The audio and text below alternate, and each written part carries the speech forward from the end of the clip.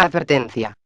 Las imágenes y pistas de sonido presentes en el siguiente vídeo son propiedad de sus respectivos autores y o propietarios. Este vídeo es realizado con el único interés de informar y entretener, sin ningún ánimo de lucro.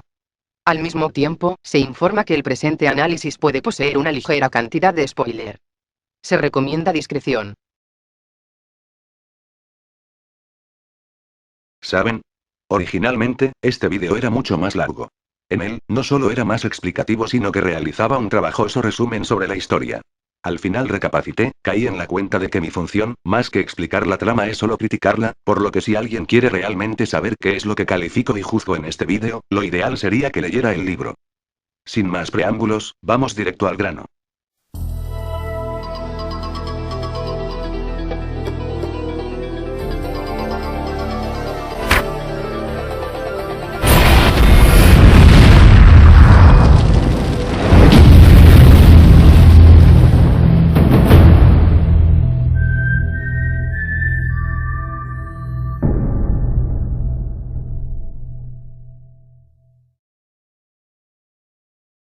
El 1 de septiembre de 2009, se publicó la novela En llamas, secuela directa del libro de los Juegos del Hambre, siendo así el segundo tomo que compondría esta trilogía. Para esta ocasión, esta entrega nos expone a una Katniss Everdeen más que preocupada por lo que sus acciones han ocasionado en todo el país.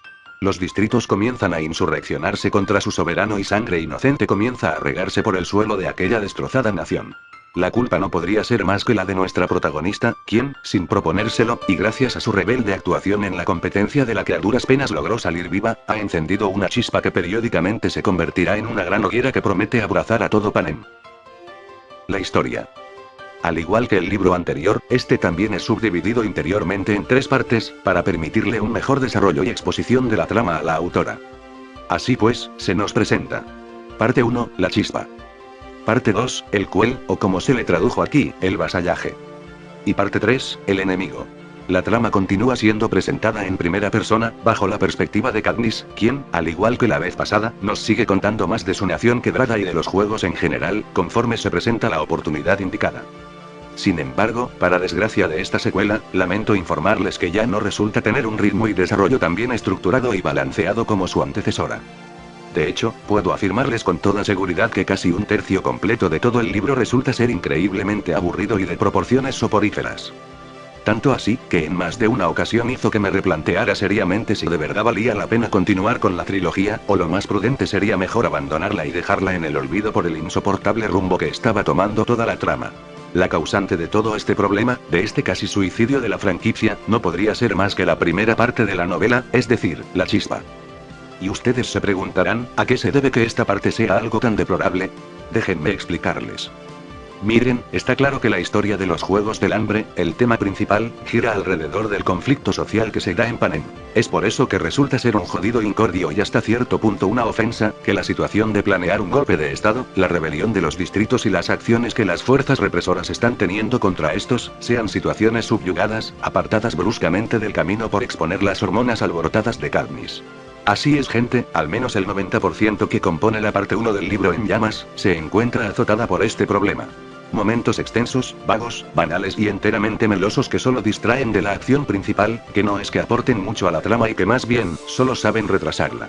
De hecho, y esto es un punto que no mencioné en el vídeo anterior, en el libro primero también existe un ligero estancamiento en la historia, gracias, nuevamente, a escenas románticas y melosas entre Katniss y Peeta. Sin embargo, aquel elemento decidí pasarlo por alto puesto que, gracias al cielo no solo resulta ser un detalle corto, sino que al menos sí aporta relevancia a toda la trama. Como una especie de descanso antes de que el clímax llegue. Pendejo, usa tu cabeza y no seas machista. El romance expuesto durante esa parte es no solo para plantear y comenzar a desarrollar el triángulo amoroso entre Katniss, Peeta y Gale, sino que también pretende mostrar que aún en tiempos tan conflictivos como esos un amor puede florecer. He de reconocer que en eso tienes parte de la razón, pero toda esa subtrama no se justifica con ese argumento, y más si, como ya dije, para mostrarse debe gastar páginas y páginas innecesariamente, retrasando la historia y relegando temas mucho más importantes a tratar. Si la autora quería plantear eso, entonces necesitaba de un mejor balance entre las escenas de romance y las de acción. En fin, como había prometido, más adelante hablaré del mencionado triángulo amoroso. Continuando con lo que decía, el libro, gracias a esa parte casi se mata a sí mismo y a toda la franquicia entera, de no ser por cierto giro de tuerca que revoluciona, no necesariamente de forma literal, toda la situación y reencamina todo el libro nuevamente, bajo un tirón de 180 grados más que grato y oportuno. No pienso ser muy específico, solo diré que Katniss, por tanto, diría yo, con una de las peores suertes que una persona jamás podría tener, deberá nuevamente reingresar junto con su compañero Peta en una versión especial de los juegos por su 75º aniversario. Para esta edición, la competencia estará más difícil y el campo de batalla más reacio que nunca. Fue gracias a este aire vitalizante, que prácticamente llega con la segunda parte del tomo, o séase, el vasallaje, que el libro se elevó de una caída que iba en picado. Es justo en este punto donde toda la trama readquiere valor, se torna más ágil y entretenida, y los verdaderos enfoques vuelven a tomar el protagonismo que siempre merecieron. Es en las partes 2 y 3 de la novela donde Collins deja volar su imaginación, presentándonos situaciones más que geniales, de mucha acción y emoción, todo gracias a la nueva arena de batalla que describe. Esta última resulta ser más que potente, ingeniosa, bien trabajada, bien explicada y sencillamente épica, lo que le permite imprimir e imponer más tensión al conflicto entre los personajes, así como explorar en las entrañas psicológicas de estos. Asimismo, informo con total alegría que se retoma la exploración en los reality shows y su contenido detrás de cámaras, enfocándose desde el morbo que los organizadores se encargan de promover, al propiciar las peleas y la discordia entre los participantes como si no fueran más que simples piezas de un ajedrez barato, pasando por la mirada del público, quien no hace más que apoyar el sensacionalismo y el amarillismo pidiendo a gritos que se siga exponiendo más de la carnicería, y llegando a los mismos participantes, que maquinan todo tipo de estrategias para ser los victoriosos, jugando una y otra vez con las reglas, tergiversándolas para que solo ellos puedan ser los beneficiados.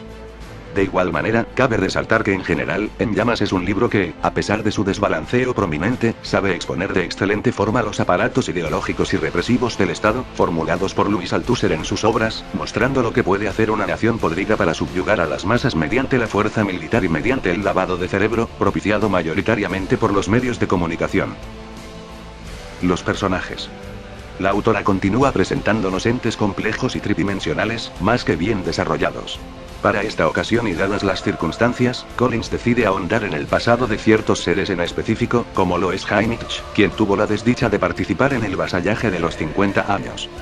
Los dos personajes principales, es decir, Katniss y Peta, regresan con un latente trauma dejado por la tan horrible experiencia que resultaron ser los juegos recientemente culminados, sin embargo, este detalle los hace más decididos y fuertes, con mucho más carácter.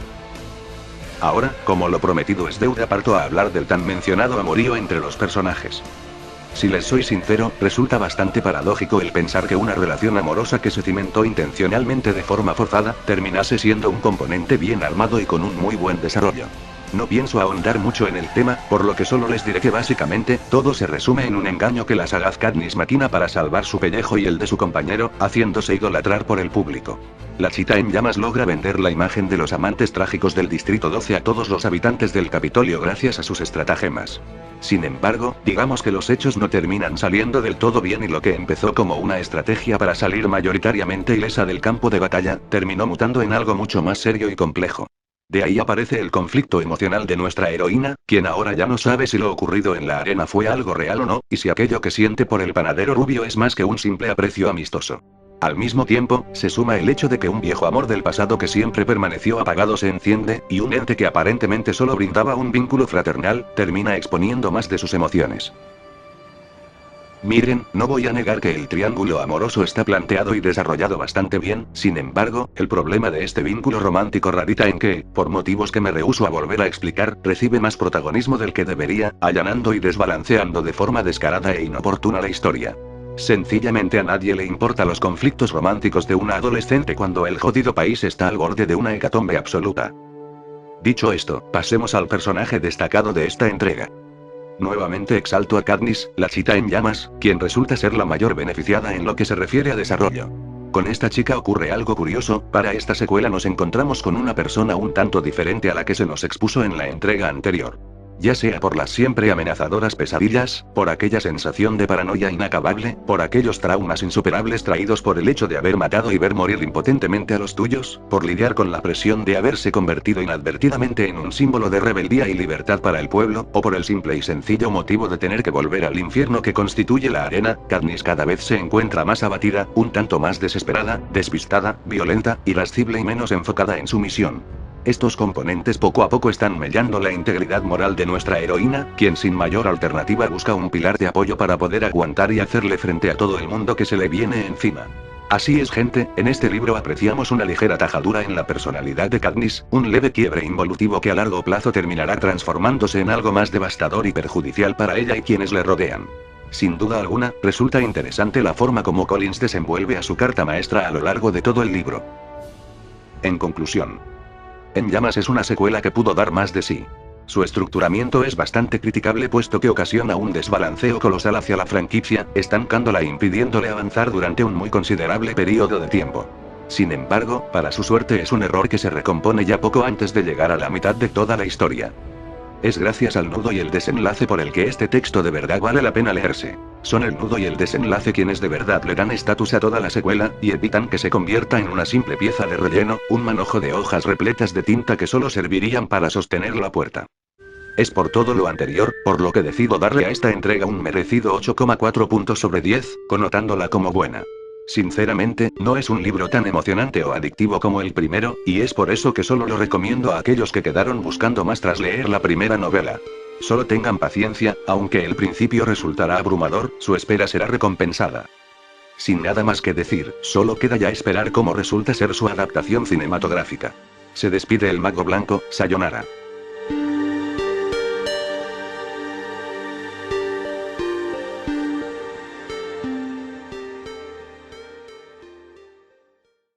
Tranquilos, les prometo que la crítica a Sin Sajo no tardará otros 12 meses para realizarse,